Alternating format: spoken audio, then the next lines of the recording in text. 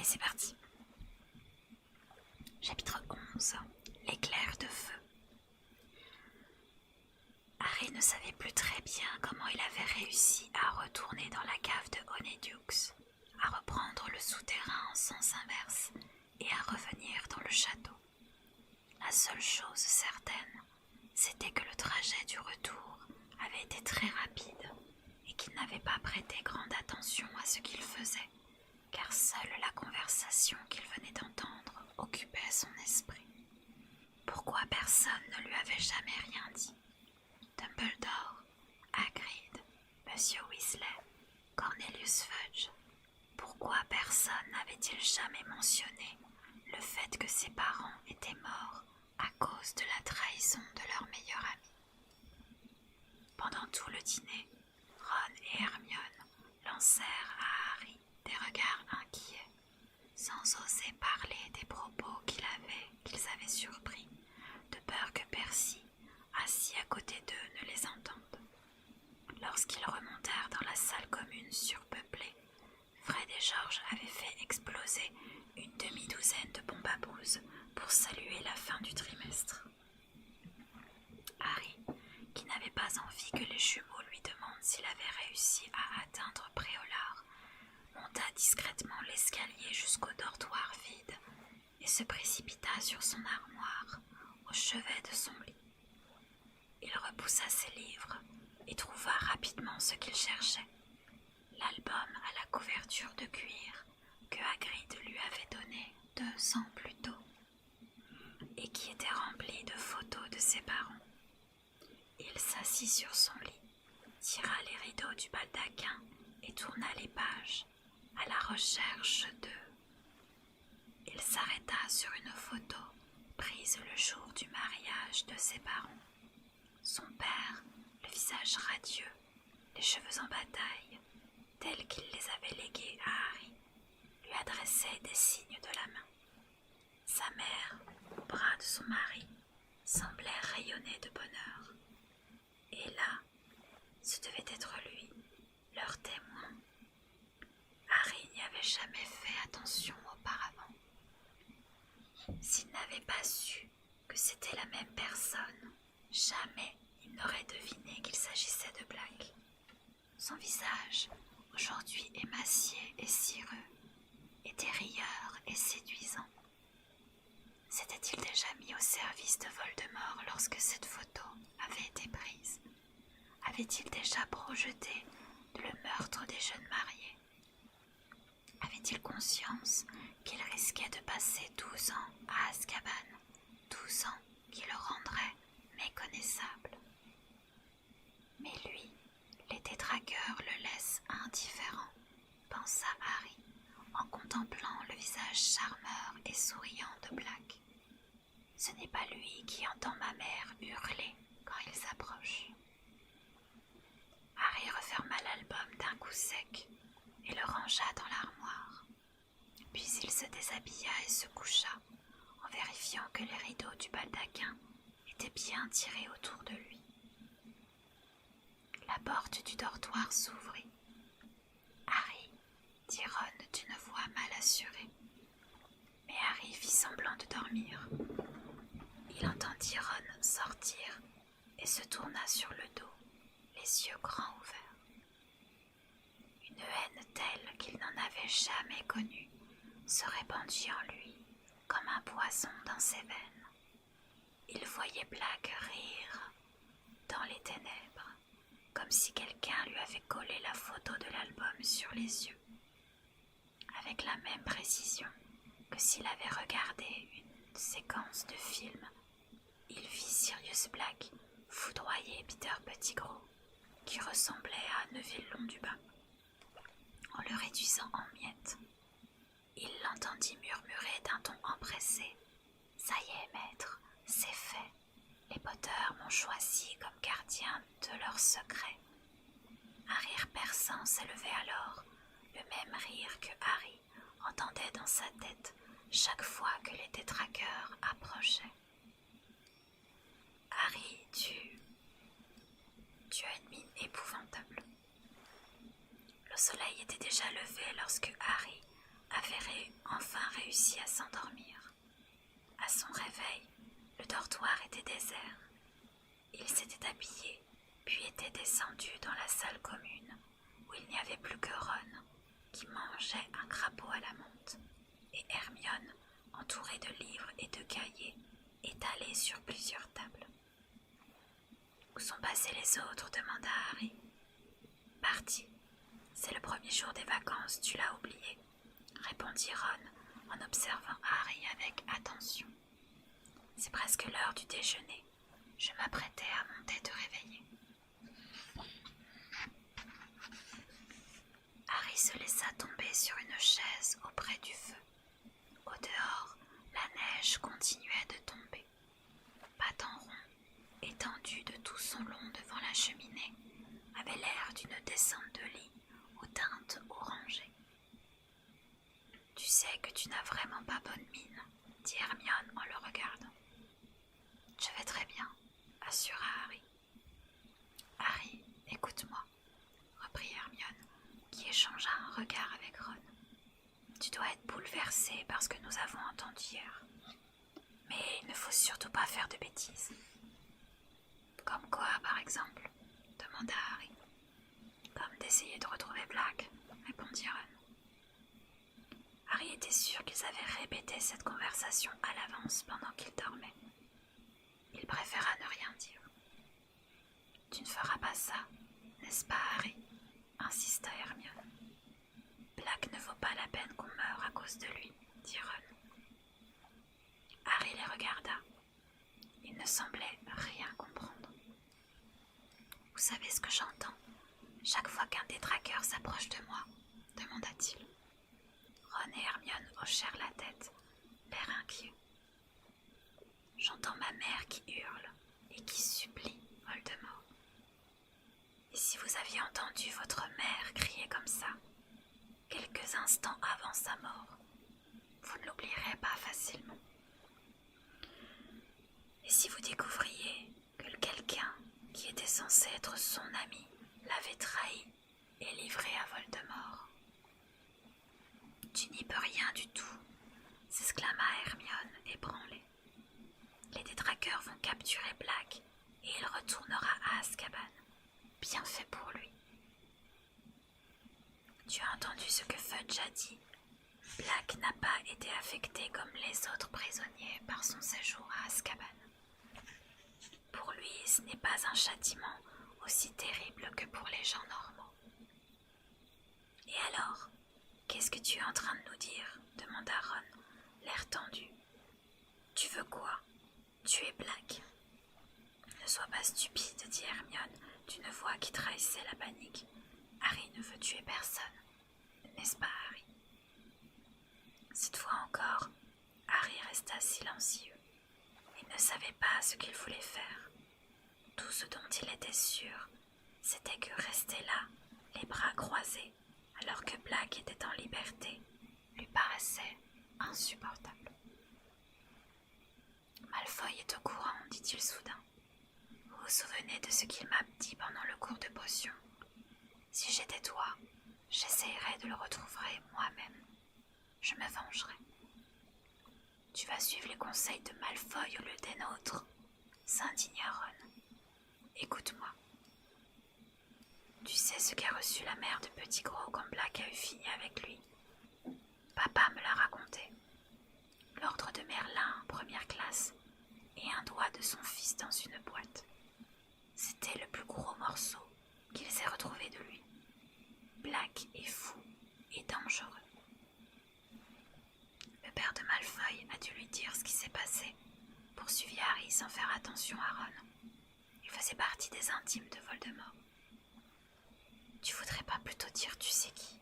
s'exclama Ron avec colère. « Et donc, les Malfoy savent que Black travaillait pour Voldemort.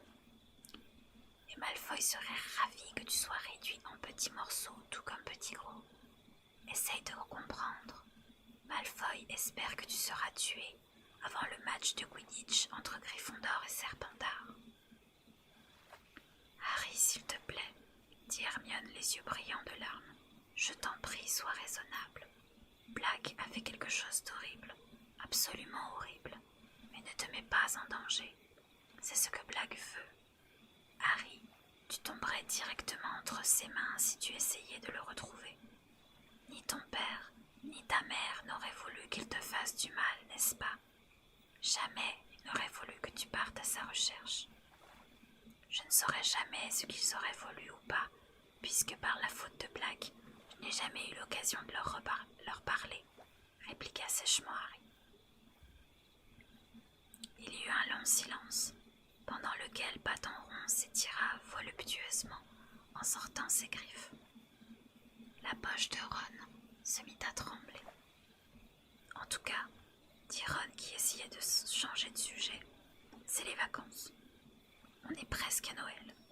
Si on allait faire un tour chez Hagrid, il y a une éternité qu'on l'a pas vu. Non, dit aussitôt Hermione. Harry ne doit pas quitter le château. Bonne idée, allons-y, dit Harry en se levant. J'en profiterai pour lui demander pourquoi il ne m'a jamais parlé de Black quand il m'a raconté l'histoire de mes parents. Ron avait espéré qu'il ne reparlerait plus de Black. Ou alors, on pourrait plutôt faire une partie d'échecs, proposa-t-il précipitamment. Non, allons voir Hagrid, dit Harry d'un ton décidé. Ils s'emmitouflèrent dans leurs capes et traversèrent le château au désert. Au dehors, la forêt interdite paraissait enchantée, avec ses arbres parsemés de neige aux reflets d'argent, et la cabane de Hagrid ressemblait à un gâteau recouvert de sucre glace. Ron frappa à la porte, mais personne ne répondit. Il n'est pas sorti pourtant, dit Hermione en frissonnant sous sa cape. Ron colla son oreille contre la porte du panneau. Il y a un drôle de bruit, dit-il. Écoute, tu crois que c'est Croque-Dur? Harry et Hermione collèrent à leur tour l'oreille contre la porte. À l'intérieur de la cabane, on entendait de faibles gémissements saccadés. Tu crois qu'on devrait prévenir quelqu'un? Dit Ron, mal à l'aise. Hagrid, appela Harry en cognant à la porte. Hagrid, vous êtes là? Il y eut des bruits de pas pesants, puis la porte s'ouvrit en grinçant. Hagrid se tenait dans l'encadrement, les yeux rouges et gonflés. Des larmes avaient coulé sur son gilet de cuir. « Vous êtes au courant ?» cria-t-il en se jetant dans les bras de Harry. Hagrid, ayant à peu près le double de la taille d'un homme normal, la situation n'était pas simple. Harry, sur le point de s'effondrer sous son poids, fut secouru par Ron et Hermione, qui prirent chacun Hagrid par un bras et le ramenèrent à l'intérieur de la cabane avec l'aide de Harry. Hagrid se laissa conduire jusqu'à une chaise, sur laquelle il s'assit, en s'effondrant sur la table, secoué de sanglots, sa barbe hirsute, ruisselante de larmes. « Hagrid, que se passe-t-il » demanda Hermione effarée. Harry remarqua alors une lettre d'aspect officiel qui était posée sur la table. « Qu'est-ce que c'est que ça ?» Hagrid sanglota de plus belle en poussant la lettre vers Harry, qui la prit et la lut à haute voix. « Cher monsieur Hagrid, à la suite de notre enquête concernant l'attaque d'un élève de votre classe par un hippogriffe, nous nous sommes rangés à l'avis du professeur Dumbledore qui nous a assuré que vous ne portiez aucune responsabilité dans ce regrettable incident. »« Bien, c'est parfait, Hagrid, » dit Ron en lui donnant une tape amicale sur l'épaule. Hagrid continua cependant de sangloter et en faisant signe à Harry, d'un geste de sa main gigantesque, de poursuivre la lecture. Nous devons cependant vous faire part de nos préoccupations relatives à l'hippogriffe en question. Nous avons en effet décidé de retenir la plainte de monsieur Lucius Malfoy et de porter l'affaire devant la commission d'examen des créatures dangereuses. L'audience se tiendra le 20 avril et nous vous demandons de vous présenter à cette date, accompagné de votre hippogriffe, au bureau londonien de la commission.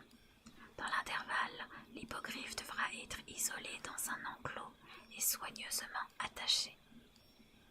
avec nos salutations confraternelles. La lettre était signée par les membres du conseil d'administration de l'école. Vous nous avez expliqué que Buck est un très brave hippogriffe, dit Ron. Je suis sûr qu'il s'en tirera. On voit que tu connais pas ces gargouilles de la commission, sanglota Hagrid en s'essuyant les yeux d'un revers de manche. Ils s'en prennent toujours aux créatures intéressantes. Un bruit soudain retentit dans un coin de la cabane. Harry, Ron et Hermione tournèrent la tête. Buck, l'hippogriffe, était étendu à l'autre bout de la pièce et mâchait quelque chose qui répandait du sang sur le plancher. Je ne pouvais quand même pas l'attacher dehors avec toute cette neige, dit Hagrid en étouffant un sanglot. Le laisser tout seul, à Noël. Harry, Ron et Hermione échangèrent un regard. N'avaient pas le même goût que Hagrid pour ce qu'ils appelaient les créatures intéressantes, et qui, aux yeux des autres, n'étaient que des monstres terrifiants. Buck, cependant, ne paraissait pas particulièrement dangereux. Du point de vue de Hagrid, il était même adorable. Va falloir préparer de solides arguments pour votre défense, Hagrid, dit Hermione, en posant sur son énorme bras une main compatissante. Vous arriverez à démontrer que Buck est inoffensif, j'en suis persuadée. Ça servira à rien, sanglota Hagrid. Tous ces affreux de la commission sont à la botte de Lucius Malfoy. Ils ont peur de lui. Et si je n'arrive pas à les convaincre, Buck sera... Hagrid se passa l'index sur la gorge, puis il poussa une longue plainte et s'enfouit le visage dans les bras. « Et Dumbledore, dit Harry. Il a déjà fait tout ce qu'il pouvait pour moi, grogna Hagrid. Il est suffisamment occupé à empêcher les détraqueurs d'entrer, sans compter Sirius Black, qui rôde dans les environs. » Ron et Hermione jetèrent un bref coup d'œil à Harry, en se demandant s'il allait lui parler de Black. Mais Harry ne pouvait se résoudre à lui faire des reproches, maintenant que Hagrid paraissait si malheureux. Hermione a raison, Hagrid, dit-il. Vous ne devez pas vous avouer vaincu. Ce qu'il vous faut, ce sont de bons arguments pour vous défendre. Vous pouvez nous citer comme témoins. Je me souviens d'avoir lu quelque chose à propos d'une affaire semblable, dit Hermione d'un air songeur. C'était l'histoire d'un hippogriffe qui avait été insulté et qui a fini par être innocenté. Je vais faire des recherches et voir exactement ce qui s'était passé. Hagrid poussa une lamentation encore plus déchirante. Harry et Hermione lancèrent un regard à Ron en espérant qu'il aurait une autre idée. Vous voulez que je vous prépare une tasse de thé ? Proposa Ron. Hagrid se tourna vers lui. C'est toujours ce que fait ma mère quand quelqu'un ne se sent pas bien, marmonna Ron en haussant les épaules. Finalement, après que Harry et Hermione lui eurent à nouveau assuré qu'ils feraient tout pour l'aider et que Ron eut posé devant lui une grande tasse de thé fumant, Hagrid se moucha avec un mouchoir de la taille d'une nappe et dit « Vous avez raison, faut pas que je me laisse aller, je dois me ressaisir. » Croque-Dur, le molosse, sortit timidement de sous la table et posa la tête sur les genoux de son maître. « Je ne me sens pas dans mon assiette ces temps-ci, » dit Hagrid en caressant Croque-Dur d'une main et en essuyant ses larmes de l'autre. « Je me fais du souci pour Buck, et en plus, personne ne s'intéresse à mes cours. »« Nous, on s'y intéresse, » mentit Hermione. « Ils sont passionnants, assura Ron.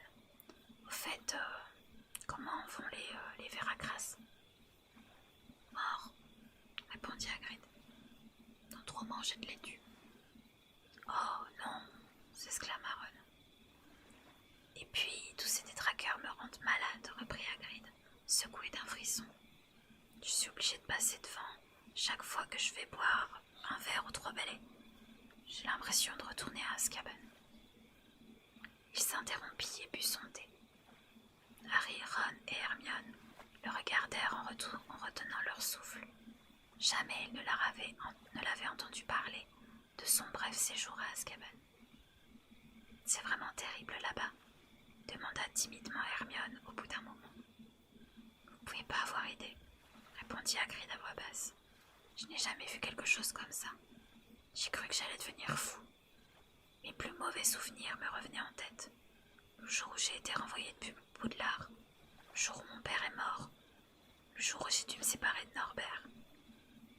Ses yeux se remplirent de larmes. Norbert était un bébé dragon que Hagrid avait un jour gagné en jouant aux cartes. Au bout d'un moment, on ne sait plus qui on est, et on n'a même plus envie de vivre. J'espérais mourir dans mon sommeil. Quand ils m'ont relâché, j'ai eu l'impression de renaître. Tout revenait en moi. Je n'avais jamais rien ressenti de pareil. Mais les détraqueurs n'avaient pas très envie de me laisser partir. Vous étiez innocent, dit Hermione. Hagrid eut un petit rire.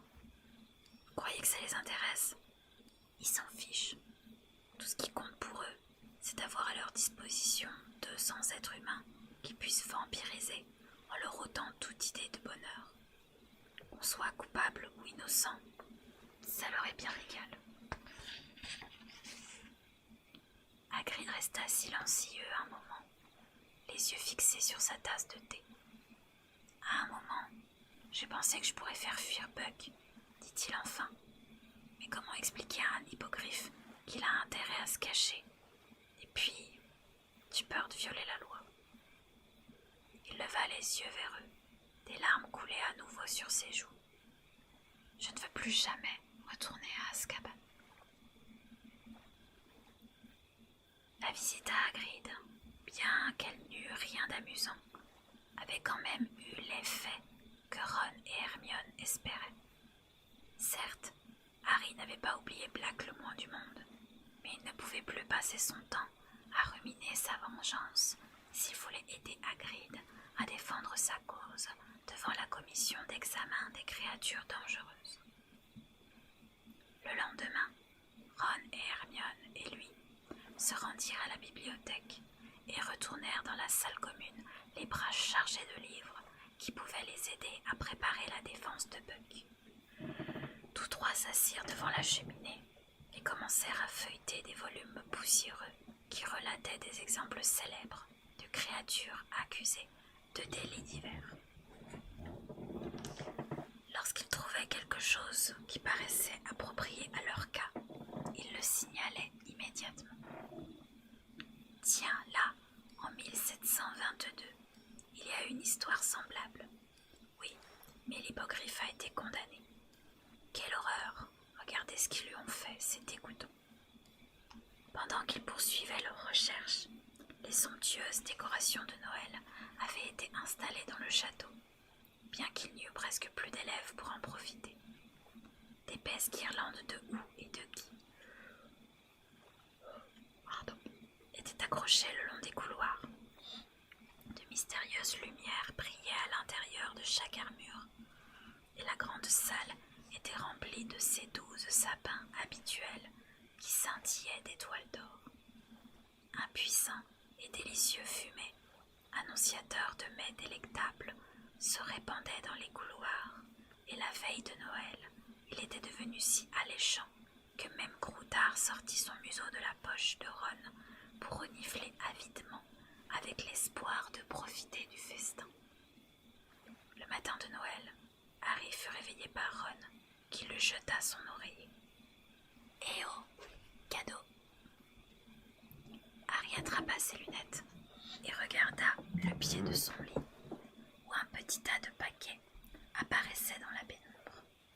Ron était déjà en train d'ouvrir ses propres cadeaux. « Ah, ma mère m'a encore tricoté un pull, dit-il, et encore violet. Regarde si tu en as un toi aussi. » Harry en avait un, en effet. Madame Lloyd Weasley lui avait envoyé un pull rouge vif avec le lion de Gryffondor brodé dessus, ainsi qu'une douzaine de petits pâtés qu'elle avait préparés elle-même, un morceau de bûche de Noël et une boîte de bonbons à la noisette. Il découvrit ensuite un long paquet étroit. « Qu'est-ce que c'est ?» demanda Ron. « Je sais pas. » Harry déchira le papier et poussa une exclamation de stupeur en voyant apparaître un splendide balai étincelant. Ron lâcha son pull et se précipita pour regarder de plus près. « Ça, c'est incroyable, » dit Harry d'une voix rauque.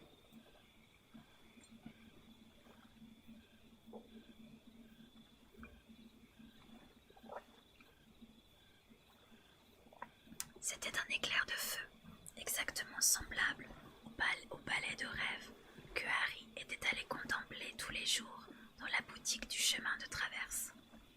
Lorsqu'il en saisit le manche chatoyant, il le sentit vibrer sous ses doigts et le balai resta suspendu en l'air à la hauteur idéale pour lui permettre de l'enfourcher. Harry regarda le numéro de fabrication gravé en chiffres d'or à l'extrémité du manche, puis il promena son regard tout au long du balai jusqu'aux branches de bouleau aérodynamiques qui constituaient la queue de l'engin. « Qui est-ce qui t'a envoyé ça ?» demanda Ron à voix basse. « Regarde s'il y a une carte, » dit Harry. Ron fouilla dans le papier qui avait servi à envelopper l'éclair de feu. « Rien. Je me demande qui a bien pu te faire un cadeau aussi somptueux. » « En tout cas, » dit Harry abasourdi, « on peut être sûr que ça ne vient pas des Dursley. »« Je parie que c'est Dumbledore, » lança Ron en examinant d'un air émerveillé chaque centimètre carré de l'éclair de feu. « C'est lui aussi qui t'avait envoyé anonymement la cape d'invisibilité. »« Elle avait appartenu à mon père, » fit remarquer Harry. « Dumbledore n'a fait que me la remettre. Il ne dépenserait pas des centaines de galions d'or pour moi. Il ne peut pas se permettre de faire des cadeaux pareils à ses élèves. C'est pour ça qu'il n'a pas dit que ça venait de lui. Il voulait pas qu'un imbécile du genre de Malfoy crie au favoritisme. »« Malfoy !» s'exclama Ron en éclatant d'un grand rire. « Attends un peu qu'il te voie là-dessus. Ça va le rendre malade. Ce balai-là, c'est la classe internationale. »« J'arrive pas à y croire, » murmura Harry en caressant le manche de l'éclair de feu. « Qui a bien pu ?»« Je sais, » dit Ron. « Ça pourrait être Lupin. »« Quoi ?» dit Harry en éclatant de rire à son tour. « Lupin, s'il avait suffisamment d'or pour acheter ça, pourrait se payer des vêtements neufs. »« Oui, mais il t'aime bien. Et il n'était pas à Poudlard quand ton balai a été détruit. Peut-être qu'il en a profité pour aller faire un tour sur le chemin de traverse et t'en acheter un. »« Comment ça, il n'était pas à Poudlard ?» s'étonna Harry. « Il était malade quand le match a eu lieu. »« En tout cas, il n'était pas à l'infirmerie, » dit Ron. « Je le sais, c'était au moment où Rogue me faisait nettoyer les bassins pendant ma retenue, tu te souviens ?» Harry fronça les sourcils. Lupin n'a pas les moyens d'acheter un balai comme ça. « Qu'est-ce que vous mijotez tous les deux ? Je vous ai entendu rire comme des fous. » Hermione venait d'entrer, vêtue d'une robe de chambre, bâton rond dans les bras. Le chat avait un morceau de guirlande noué autour du cou et paraissait de très mauvaise humeur. « Ne l'amène pas ici, » protesta Ron en saisissant Croutard, blotti au fond de son lit, pour le mettre en sûreté dans la poche de son pyjama. Mais Hermione ne l'écoutait pas. Elle laissa tomber bâton rond sur le lit vide de Simus et contempla bouche bée l'éclair de feu. « Harry, qui t'a envoyé ça ?» Aucune idée, il n'y avait pas de carte. À sa grande surprise, Hermione ne sembla ni excitée ni intriguée. Au contraire, elle se mordit la lèvre d'un air effaré. « Qu'est-ce qui t'arrive ?» s'étonna Ron. « Je ne sais pas, » dit lentement Hermione. « Mais c'est un peu bizarre, non ? Il s'agit d'un très bon balai, n'est-ce pas ? » « C'est le meilleur balai qui existe au monde, Hermione, » répondit Ron avec un soupir exaspéré. « Donc il a dû coûter très cher. » « Il faut probablement plus cher que tous les balais de l'équipe de Serpentard réunis, » assura Ron d'un ton joyeux. « Alors qui enverrait à Harry quelque chose d'aussi précieux, sans même le prévenir ?» demanda Hermione. « On s'en fiche, » répliqua Ron d'un ton impatient. « Est-ce que je peux l'essayer, Harry ? Tu veux bien ?»« Il faut surtout pas monter ce balai, » protesta Hermione d'une voix perçante. Pas maintenant. Qu'est-ce qu'on doit en faire, d'après toi? S'en servir pour balayer le plancher? Mais avant qu'Hermione ait pu répondre, Bâton Rond sauta sur Ron. Sors-le d'ici, hurla celui-ci tandis que les griffes du chat déchiraient son pyjama et que Croutard tentait de s'enfuir par-dessus l'épaule de son maître. Ron attrapa Croutard par la queue et voulut donner un coup de pied à Bâton Rond, mais il rata sa cible et s'écrasa l'orteil contre la valise de Harry, posée au pied du lit. La valise tomba en s'ouvrant et Ron se mit à sautiller sur place en poussant des cris de douleur. Les poils de Bâton Rond se dressèrent soudain sur son échine.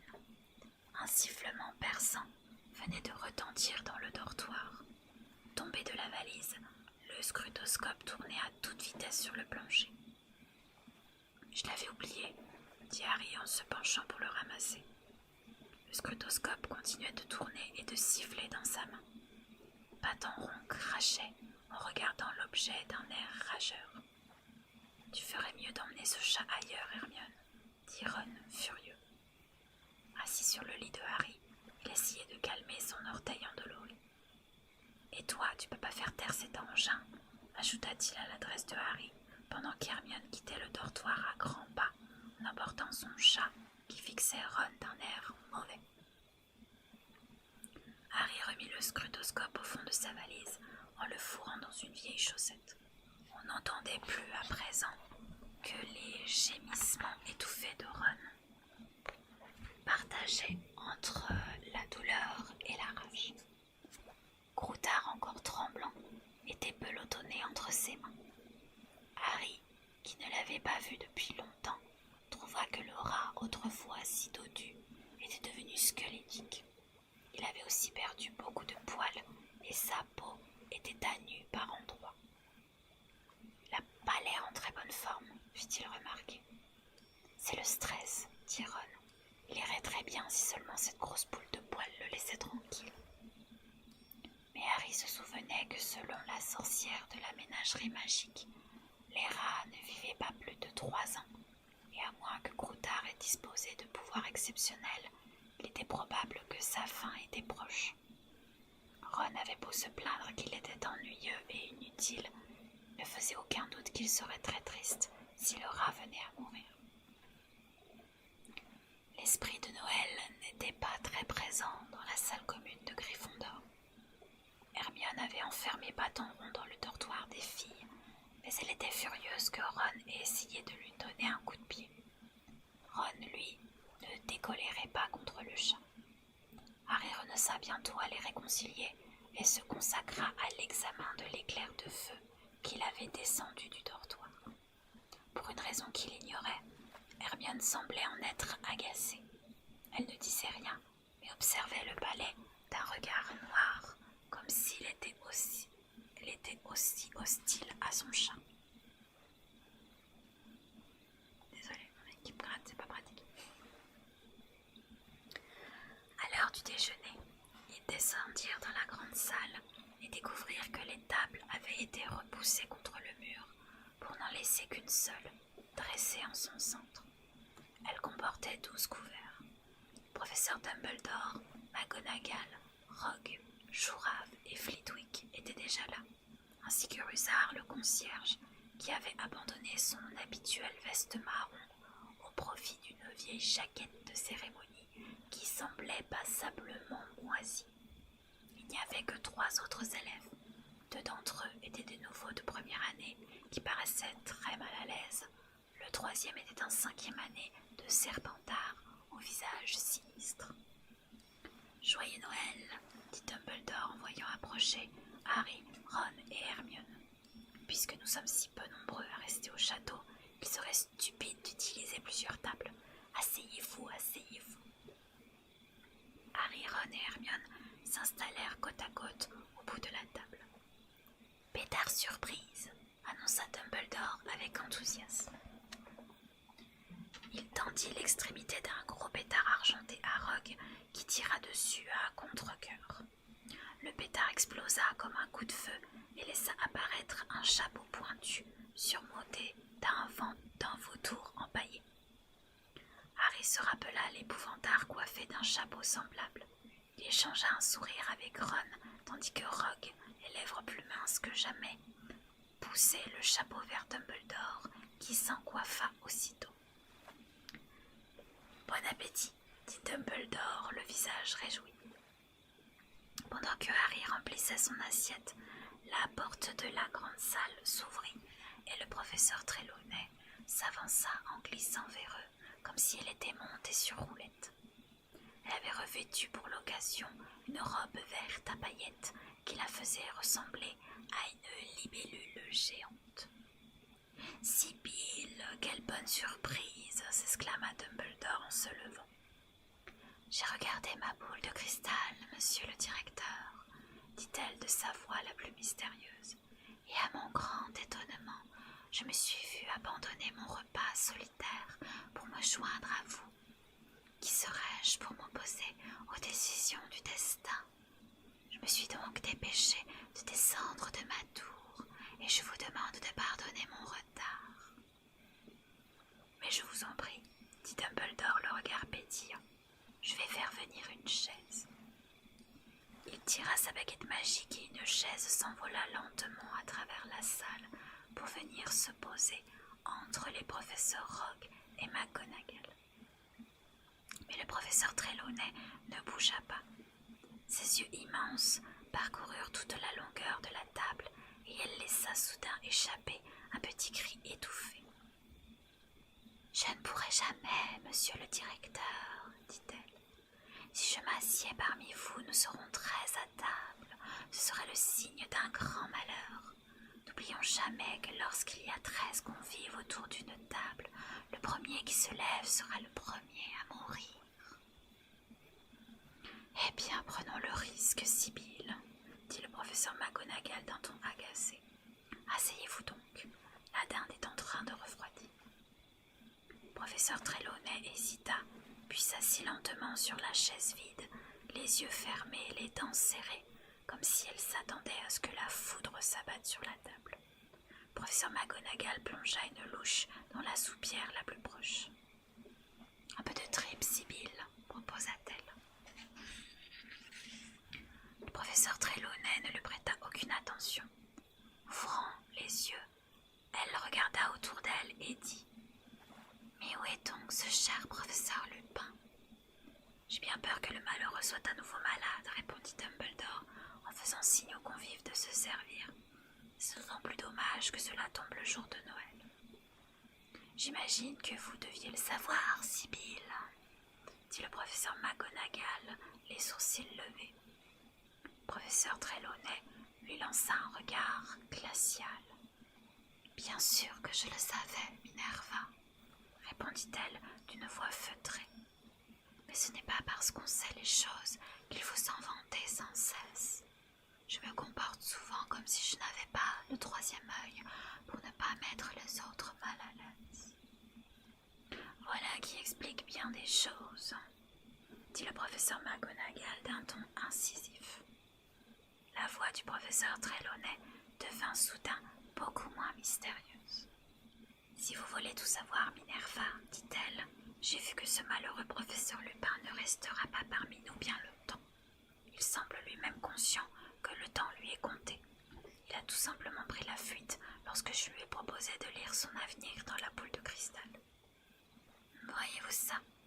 dit sèchement le professeur McGonagall. « À mon avis, intervint Dumbledore d'un ton enjoué, mais d'une voix suffisamment forte pour mettre un terme à la conversation des deux professeurs. Il est très peu probable que la vie du professeur Lupin soit en danger immédiat. Séverus, vous lui avez préparé sa potion ? » ?»« Oui, monsieur le directeur, » répondit Rogue. « Très bien, » dit Dumbledore. « Il devrait donc être sur pied dans très peu de temps. Derek, est-ce que vous avez pris des chipolatas ? Elles sont excellentes. » L'élève de première année rougit jusqu'aux oreilles en entendant Dumbledore s'adresser directement à lui et saisit le plat de saucisse d'une main tremblante. Le professeur Trelawney se comporta presque normalement jusqu'à la fin du repas qui se termina 2 heures plus tard. Les l'estomac rempli à craquer, leurs chapeaux trouvés dans des pétards surprises sur la tête. Pardon. Harry et Ron furent les premiers à se lever. Professeur Trelawney poussa alors un cri perçant. « Mes enfants !» s'exclama-t-elle. « Lequel de vous deux s'est levé le premier ? Lequel ?» Merci, Sarah. « Je sais pas, » répondit Ron en regardant Harry d'un air gêné. « Je crois que cela n'a aucune importance, » déclara le professeur McGonagall d'un ton glacial. « À moins qu'un tueur fou attende de découper à coups de hache le premier qui sortira de cette salle. » Même Ron éclata de rire. Le professeur Trelawney parut gravement offensé. « Tu viens ?» dit Harry à Hermione. « Non » répondit celle-ci, « j'ai quelque chose à dire au professeur McGonagall. » Elle veut sans doute des cours supplémentaires, dit Ron dans un bâillement, tandis qu'il sortait de la grande salle sans rencontrer de tueur fou. Lorsqu'ils arrivèrent devant le tableau qui masquait l'entrée de la salle commune, ils virent le chevalier du Catogan qui fêtait Noël en compagnie de 2 moines, quelques anciens directeurs de Poudlard et son gros bonnet. Le chevalier releva sa visière et leva une coupe d'hydromel à leur santé. « Joyeux Noël !» lança-t-il. « Le mot de passe ?»« Villemaro » dit Ron. « Vous-même » rugit le chevalier du Catogan. Le tableau pivota pour les laisser entrer. Harry monta droit au dortoir, prit son éclair de feu et le nécessaire à balai qu'Hermione lui avait offert pour son anniversaire, puis redescendit dans la salle commune. Il essaya de trouver quelque chose à faire pour l'entretien du balai, mais il n'y avait aucune branche tordue à couper, et le manche était déjà si étincelant qu'il était inutile de le polir davantage. Ron et lui se contentèrent donc d'admirer l'objet sous tous les angles, jusqu'à ce qu'Hermione les rejoigne, accompagnée par le professeur McGonagall. Bien qu'elle fût la directrice de Gryffondor, Harry ne l'avait vue qu'une seule fois dans la salle commune, un jour où elle était venue leur communiquer une information particulièrement dramatique. Harry et Ron la regardèrent avec des yeux ronds, tenant chacun l'éclair de feu par un bout. Hermione alla s'asseoir derrière eux, prit un livre et se cacha derrière. « Alors le voilà », dit précipitamment le professeur McGonagall. « Miss Granger vient de me prévenir qu'on vous avait envoyé un balai, Potter. » Harry et Ron se tournèrent vers Hermione et firent rougir son front qui dépassait du livre qu'elle tenait à l'envers. « Je peux ?» demanda le professeur McGonagall. Sans attendre la réponse, elle leur prit le balai des mains et l'examina minutieusement d'un bout à l'autre du manche. « Et vous dites qu'il n'était accompagné d'aucune carte, Potter? Aucun message d'aucune sorte? » « Non, » dit simplement Harry. « Bien. Dans ce cas, je crois que je vais l'emporter avec moi, » dit le professeur McGonagall. « Quoi ?» s'exclama Harry en se levant d'un bond. « Pourquoi ? Il va falloir vérifier s'il n'a pas subi de mauvais sorts. Bien entendu, je ne suis pas une experte, mais Madame Bibine et le professeur Flitwick vont devoir le démonter entièrement. »« Le démonter ?» répéta Ron, comme si le professeur McGonagall était devenu folle. « Ça ne devrait pas durer plus de quelques semaines, » dit le professeur. « Si nous sommes certains qu'il n'y a pas eu de mauvais sort, nous vous le rendrons. »« Il marche très bien, ce balai, » protesta Harry, la voix un peu tremblante. « Je vous assure, professeur. »« Vous n'en savez rien, Potter, » répliqua le professeur McGonagall d'un ton aimable. « Tant que vous n'aurez pas volé avec, en tout cas. Je vous annonce tout de suite que c'est hors de question, jusqu'à ce que nous ayons la certitude qu'il n'a pas été trafiqué. Je vous tiendrai au courant. » Le professeur McGonagall tourna les talons et emporta le balai. Harry la regarda sortir de la salle commune, tandis que Ron se tournait vers Hermione. « Pourquoi est-ce que tu as été tout raconté à McGonagall ?» Hermione posa son livre. Elle avait toujours le teint rose, mais elle regarda Ron avec une expression de défi. « Parce que j'ai pensé, le professeur McGonagall était d'accord avec moi, que ce balai a sans doute été envoyé